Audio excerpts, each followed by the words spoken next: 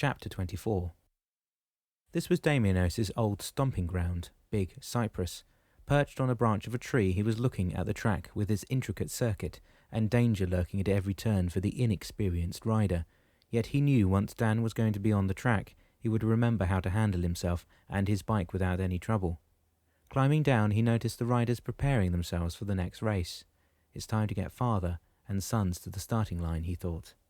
"Okay, are you boys ready for a bike race?" Damianos asked, stepping down the stairs of the cruiser. Do we have to go too? Gabby asked, visibly in no mood to get close to dirt and sweat this morning. "Up to you, my dear," Damianos replied. "You could spend the day shopping with your mother if you prefer." No, I don't think so, Malou interjected. For some reason, I think we'd better go all together to the race, Gabby. Oh, all right, I suppose we could, Gabby replied resignedly. "All right then, if everyone is ready, we shall go to Big Cyprus," Damianos said, snapping his fingers. Big Cyprus, Malou thought. Why on earth are the boys racing all the way up there? By the time she would have thought of answering her own question, Malou and the 3 children were landing by the racetrack. The boys were already dressed and saddled on their bikes when their mother opened her eyes. "Okay," Damianos said. "I think you ladies should stay in the shade and relax. This is going to be a boys' race." As soon as Gustavo had left for work, Dan felt, rather than saw, Damianos' presence in the apartment. Come on, you darn cat. Show yourself. I know you're here, he yelled at the top of his lungs. "What you felt and didn't see was me, yes, but I can't appear to you at the moment since I'm someplace else." And where is that? Dan asked, speaking in undertones now. "I want you to relax and follow the images I will show in your mind, Dan." What does that mean? "Just close your eyes, relax, and look ahead of you." Okay, Dan replied, shutting his eyes tightly. He knew there was no use arguing with their cat. Once he was significantly relaxed, he saw a dirt road ahead of him. He didn't recognize it right away, but it looked familiar. He felt as if he was floating just above the ground and going down the road at incredible speed. At one point, he thought he was going to collide with a tree around the bend, but he didn't. The trip lasted only for a few minutes, and when Damianos told him to open his eyes, he found himself astride a dirt bike, his own bike, dressed in his own gear and wearing the helmet he had found in the apartment. He looked down at his shirt and smiled when he saw the number 4 in decal in the front of it. Dressed as a race official, Damianos appeared beside him and said, "I hope you can complete the race and maybe remember someone you know among the other racers." But they're all wearing helmets, Dan objected. But I can't concentrate on the race and try finding people at the same time. "We'll see," Damianos replied, evasively. Within minutes, the racers heard the horn signalling the start of the race. Ignoring everyone around them, the boys literally flew off the starting line and began heading the pack. They rode for about 30 seconds of the 2-minute race ahead of everyone else, and that until some other rider caught up to them. Daniel felt the guy close behind him, and try as he might, he couldn't keep the lead. Stefano, for his part, tried not to fall back, but it was no use.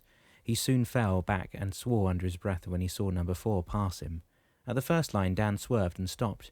He felt elated, invigorated, and as if he had never raced as well in his entire life. Taking his helmet off, he looked around him to watch the other riders cross the finish line. There was a sense of déjà vu when he observed the 2 young men taking their helmets off. He had seen them before, but where? He couldn't place them. Having watched the race from their vantage point, Gabby and Malou applauded the winner as soon as he crossed the finishing line, and then, all of a sudden, Malou exclaimed, "That's Dan! That's number 4! In that same moment, Damianos snapped his fingers and transported Malou and the boys back to the cruiser. "What did you do that for?" Malou demanded, visibly enraged. "We were right there a few feet for him, and you took us away. Why?" Damianos shook his head under the staring gazes of the family. "He is not ready to meet you. Your husband, Malou, has lost his memory when he fell into a clearing in Key West. He saw you both." He turned his gaze to Stefano and Daniel. "But couldn't recognize you. So that's when I decided to take you back." "But why?" Gabby screamed. "We could have taken care of him." "No, children. You can't restore what God has not decided to give you back yet." "Does that mean we'll have to take it one step at a time again?" "Exactly, Malou. Dan's mind is very fragile at the moment, and the shock of seeing you or the children, if he's not ready, could send him back to the darkness from which he emerged only a few days ago." "You mean he's starting to remember now?" Daniel asked. "Yes, he is, but until God tells me otherwise, I can't send you to him." "All in God's time, isn't it?" Malou concluded, dumbfounded. "At least we know he's alive and well," Daniel rejoined, "and he's still beating us." He smiled at the thought of number 4 roaring past him. "You know, I didn't put 2 and 2 together when I saw that guy pass me," Stefano added. "And when he took his helmet off, I still didn't recognize him." That's because you remember your dad the way he was when he left you, Damianos explained. And keep in mind he's about your age now, 25 years younger than he was. He turned to Malou.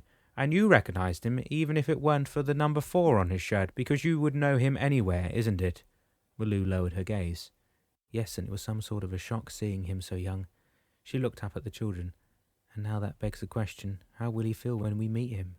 If you're wondering if he would prefer to remain where he is right now in time, Damianos answered, that's a question he will have to answer for himself, I'm afraid. What if he doesn't want to go back with us? Gabby asked, already dreading the answer. God has given us all the liberty to choose, Gabby, they heard Salangi say from behind them. They all turned to her and Damien, who stood at her back. And in your father's case, the choice might be more difficult. Nonetheless, it is there for him to make. Remember, God's love is all-encompassing, Damien added, and your father loves you very much. All of his current plans will take second place to his love for his family. Yet, as Salangi said, we will not be interfering in his choice of future. When Dan was propelled back on the road to return to Key West and to the apartment, he hardly took notice of the track or of anything around him, for his mind was encumbered with the images of the woman who had yelled his name and the young girl beside her. Could they be my wife and daughter? He asked himself as soon as he landed in the kitchen. Oh, there you are, Gustavo exclaimed when he realized Dan was back. How was your day? Did you go to a race? I saw them, Dan answered, staring blankly out the window by the kitchen sink. Who did you see? Gustavo asked, raising his gaze from the couple of potatoes he was peeling. My family, or at least I think it was them. But that's wonderful. Why the long face, then? Because I don't know them, Gustavo. My wife, if that's her, is a gorgeous woman, and so is my daughter, but I can't really remember them. He paused. It's like there's somebody else's family. I really don't know how to explain it. Did you see your sons too? Yeah, I raced with them, without even knowing who they were. The taller of the two is my age, Gustavo. Do you realize what I'm saying?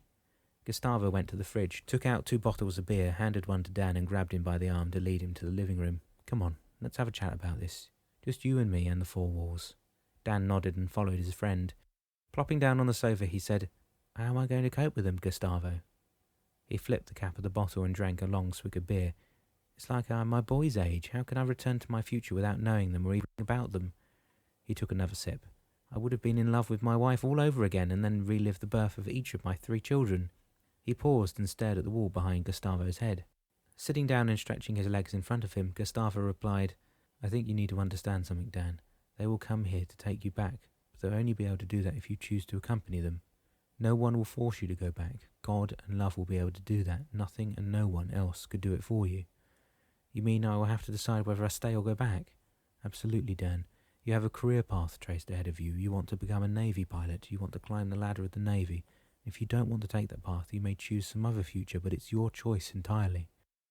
After a long moment of silence between the 2 men, Dan said, I guess I have to wait until they get here. He paused. But what about you? How did you cope on that first day? Gustavo guffed. I wish you had been there, man. They got me this guy to show me around the warehouse. I met the guys and the gals in the office, and then the manager took me on a ride with this semi. What a rig that was. I couldn't get over it. Everything is at your fingertips. Did you get to drive it? Dan asked, unable to refrain from grinning at his friend's visible joy. Oh yeah, and there was a surprise and a half, I tell you. I didn't hesitate. Everything I had to do was easy. Even doing reverse parking of the beast in this corridor type of thing was a cinch. He drank his bottle empty and smiled. I have to thank Nicholas when I lay eyes on that little guy. I don't know how he did it, but my mind was clear as bells. I couldn't believe it. When do you start holding things then? Not for another couple of days, Bill said. That's the manager. He wants me to be there every day to get the routine down sort of thing. But I won't be on the road until the end of the week, I gather. Sounds like you've made it, man. I'm really happy for you. And Dan meant it.